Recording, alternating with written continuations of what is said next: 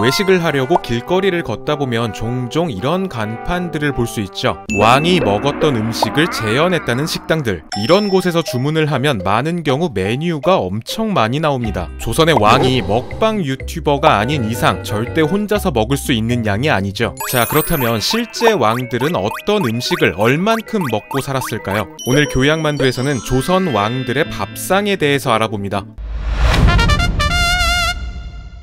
궁중에서 왕에게 올리는 밥상을 수라상이라고 하죠. 수라상에 쓸 식재료는 전국 각지에서 진상된 토산물로 만드는데요. 이 식재료를 관리하던 곳이 바로 사홍원입니다. 그리고 이 사홍원에서 나눠준 재료로 소주방에서 요리를 했죠. 이 소주방에서 완성된 요리를 외소주방, 내소주방, 생물방으로 각각 전달하고 마지막으로 우리에게도 익숙한 수락관에서 밥상이 세팅되는 것입니다. 자, 그런데 수락관이라고 하면 영화나 드라마에서 보던 궁녀들이 떠오르시죠? 하지만 사실 요리를 하던 사람들은 대부분 남자였습니다. 선묘 조제 재경수연도라는 그림을 보면 야외 부엌에서 일하는 사람이 모두 남자인 걸 확인할 수 있는데요. 남성 요리사인 숙수들이 주로 요리를 하고 궁녀들은 이들을 보조했던 것으로 보입니다. 수락관의 출퇴근 기록을 보면 남자는 380여 명, 여자는 10명 정도였던 것으로 보이고요. 왕비전, 세자궁, 빈궁의 수락관 인원까지 합치면 궁에서 음식 관련 일을 했던 인원은 500여 명에 가까웠던 것 같습니다. 수락관이 왕과 왕비의 끼니 이외에도 궁에서 열리는 각종 제사나 연회 등 굉장히 많은 행사에 쓰일 모든 음식을 담당했다 보니 인원이 많을 수밖에 없었겠죠.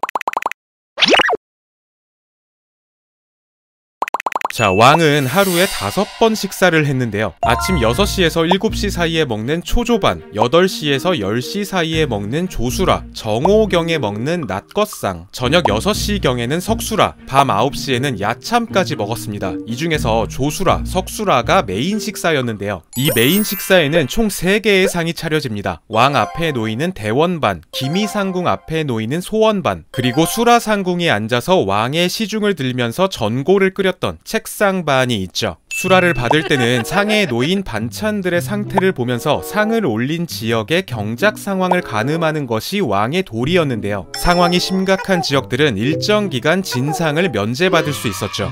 우리 역사 최고의 성군인 세종대왕님 같은 경우에 맛있는 음식 앞에서는 다소 인간적인 모습을 보이기도 했습니다. 일단 세종은 대식가이면서도 미식가였던 것 같은데요. 고기가 없으면 식사를 못할 정도로 고기를 좋아했다죠. 또 연회 때는 세종에게 올라온 고기가 신하의 것보다 양이 적어서 관계자를 꾸짖었다는 기록도 있고요. 아버지 태종의 유언 중에는 주상이 고기가 아니면 식사를 못하니 내가 죽은 후에 상 중에라도 고기를 들게 하라 라는 내용이 있습니다. 당시 선왕의 상을 치르는 동안은 육류 섭취를 금하는 것이 일반적이었는데요. 실제 태종이 세상을 떠난 후 세종은 고기를 먹지 않고 있었는데 2달 만에 허손병에 걸리자 오히려 신하들이 고기를 먹어달라고 간청했다는 기록도 있습니다. 광해군 같은 경우는 잡채를 굉장히 좋아했다고 하는데요. 광해군 일기를 보면 신하였던 이충이 바친 잡채를 광해군이 아침 저녁으로 챙겨 먹었고 혹시 잡채가 오는 시간이 늦어지면 기다려서라도 잡채가 상에 차려져야 식사를 할 정도였다죠.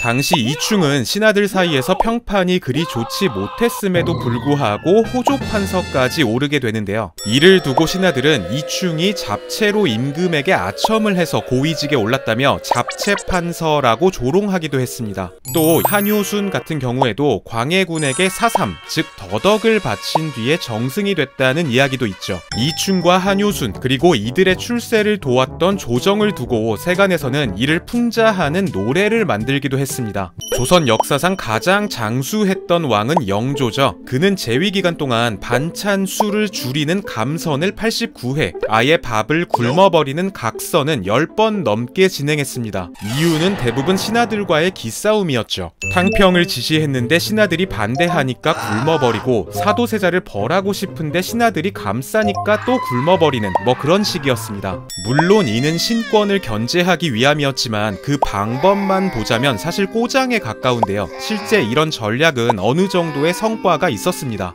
제대로 먹지도 않고 음주가무도 하지 않는 왕 앞에서 신하들이 자신의 의지를 밀어붙이기는 어려웠기 때문이죠. 영조는 또 건강에도 매우 신경을 썼는데요. 특히 수라상 메뉴에 관심이 많았습니다. 백미를 마다하고 잡곡밥 위주의 식사를 했고 평생 소식과 절주를 했다고 하고요. 수라를 3번만 받는 경우도 많았고 이마저도 반찬수를 줄이거나 간장 하나만 놓고 먹는 경우도 있었다죠. 영조가 이렇게 본인의 식사에 관심이 많았던 이유는 왕이 되기 전 사홍원에서 도제조로 근무했던 경험 때문이 아닐까라는 추측이 있습니다. 약 7년간 사홍원에서 아버지 숙종의 끼니를 준비하면서 좋은 음식과 건강의 관계를 생각했다는 것이죠. 손자인 정조 또한 사치스러운 음식을 늘 경계했습니다. 진상을 줄이거나 폐지하면서 백성의 부담을 줄이려 했죠. 어머니인 해경궁 홍씨의 상에는 15그릇이 올랐지만 정조 본인의 수라상에는 7그릇을 넘지 않도록 명했고요. 나는 물고기를 잘 먹지 않는다. 농사에 쓰이는 귀한 소를 잡는 일은 군주의 도리가 아니다. 라는 발언을 수차례 하기도 했습니다. 다만 정조는 술을 아주 좋아했는데요. 책 한 권을 다 읽으면 신하들을 초대해서 책시시라는 술 잔치를 열곤 했죠. 읽은 책의 내용으로 퀴즈도 주고받으면서 술도 마시고 노는 자리인데 당시 초계문신의 한 사람으로서 다산 정약용이 이 술자리에 참석했던 기록이 있습니다.